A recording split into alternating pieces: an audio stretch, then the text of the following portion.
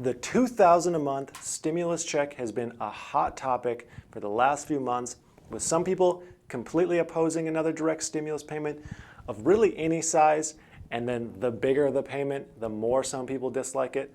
However, as time goes on, we are seeing the odds of another direct stimulus payment are getting higher and higher. More people are coming to terms with the idea.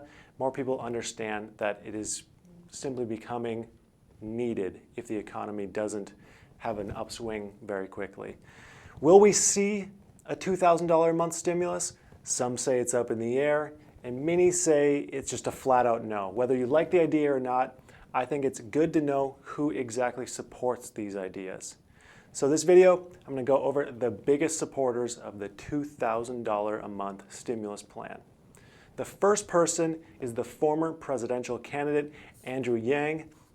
Now, his support is really no big surprise because a huge part of his presidential campaign was establishing universal basic income at around $1,000 a month.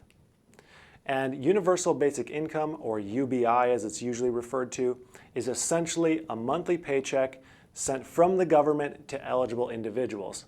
Very similar to a monthly stimulus check. The idea is that people's basic needs are paid for by this UBI, and then they're left with more freedom to spend their time how they want to work how they want to.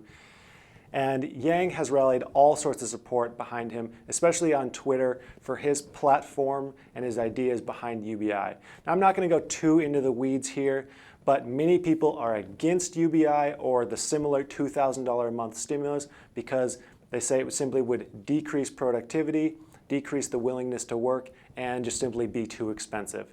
People have suggested instead of UBI to have a negative tax where instead of paying a portion of your income to the government, like we all do, the government would actually pay you a bonus for being productive. They say this would do away with that potential disincentive to not work that UBI holds. The next big supporter is Bernie Sanders, who alongside Kamala Harris and Ed Markey introduced legislation that would provide $2,000 monthly payments to every individual who earns less than $120,000 annually. Bernie Sanders said, and this is a quote from him, "If we can bail out large corporations, we can make sure that everyone in this country has enough income to pay for the basic necessities of life." That seems fair enough. The next big supporters are House Representatives Ro Khanna and Tim Ryan, who were the first to the party in introducing the idea of the $2,000 a month stimulus. Their idea allotted $2,000 a month to every eligible American over 16 years old, and they did that back in April.